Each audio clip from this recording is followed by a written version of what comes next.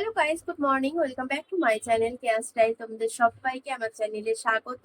আর তোমরা সবাই কেমন আছো অবশ্যই কমেন্ট করে জানিও। তো দেখো, আজকে সকাল থেকে উঠে সব কাজকর্ম করে আজকে আমার কালকে থেকে ভেবে রেখেছি যে আজকে ঘরটা একটু পরিষ্কার করবো, কারণ সেই কবে ঝুলটা ঝেড়েছিলাম ঘরে, আর এখনো অল্প অল্প ঝুল পড়ে গেছে। তো অল্প থাকতে থাকতে ঝুল টুল ঝেড়ে নিলে কি হয়, আমার একটু সুবিধে হয়, কারণ বেশি ঝুল টুল ঝাড়লে বেশি নোংরা হয়ে গেলে আমার সময় বেশি লাগে আর খাটনিটাও আমার বেশি হয়। যেহেতু বাচ্চা ছোট, সময় যত তাড়াতাড়ি কম দেওয়া যায় এসব দিকে ততই ভালো, কারণ কখন আবার বিকার উঠে যায়, কখন আবার খিটখিটা মেজাজেরও হয়ে যায়, সেটা বিশাল বড় এক সমস্যা। তো তার জন্য কালকের থেকে ভেবে রেখেছি আজকে কোনো রকম এক তরকারি ভাত রান্না করে সকালে খাওয়া দাওয়ার পাট মিটিয়ে অনিমেষ যেই চলে যাবে অফিসে, তারপরে আমি ঘরটা পুরো পরিষ্কার করে নেব। তো সেটাই করেছি। সকালে উঠে আমরা একটুখানি, আজকে বেশি কিছু করিনি, এক তরকারি ভাত করেছি বলেই দিলাম। আর সকালে আমরা আজকে সিদ্ধ ভাত খেয়েছি, কারণ ওই সকালের খাবারের জন্য আলাদা রকমের তরকারি করলে তাহলে দেরি হয়ে যায়। আর এখন বাজে তোমার 10:30।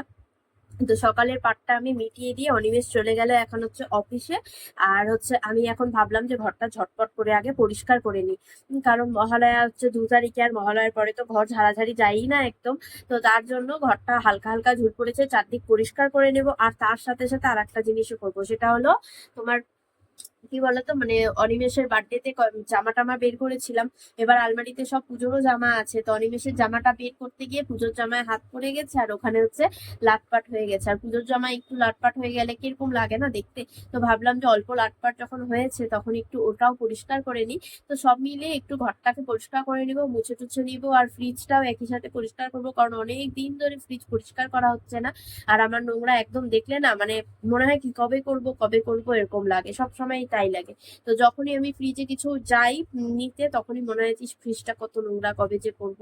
তো ভাবলাম যে আজকে একদম একটু ফাঁকা আছে, কাজও আমার হালকা আছে, সকালে উঠে যেহেতু সব করে নিয়েছি, তো আজকে সব কিছু ঝটপট করে করে নেব।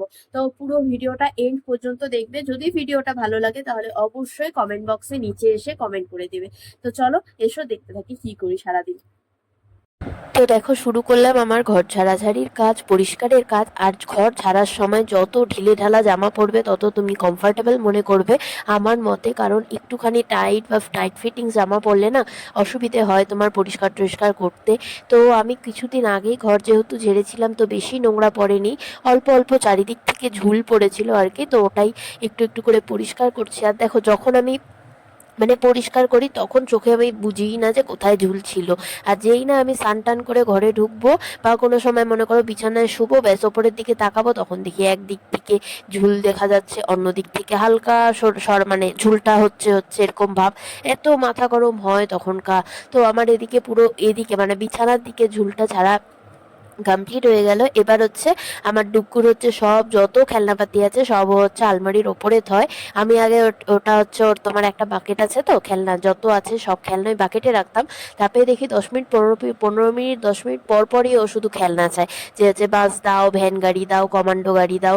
তো অসুবিধা হয় বারবার বার করতে, তার জন্য আমি এখন ওপরে রেখে দিই।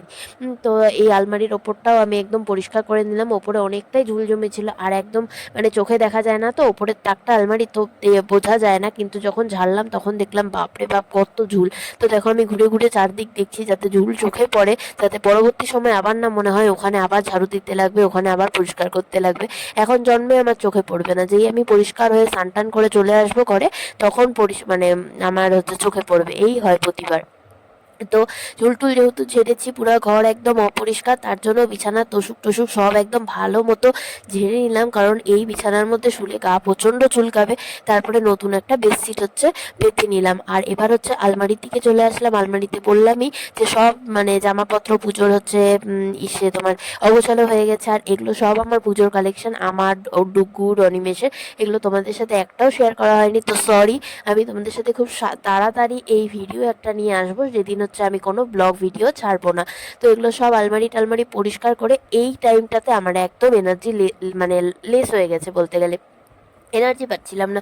আর এমনিতে আমার শরীরটা খারাপ জানোই তোমরা, যারা আমার ভিডিও দেখো কন্টিনিউ। সর্দি কাশি জ্বরটা কমেছে, সর্দিটা অল্প আছে কিন্তু কাশিটা অনেক প্রচণ্ড, কিছু কথা কাটানো বলতে বলতে হয়েছে। কাশি মানে পেয়ে যায় হুম। এই আর কি।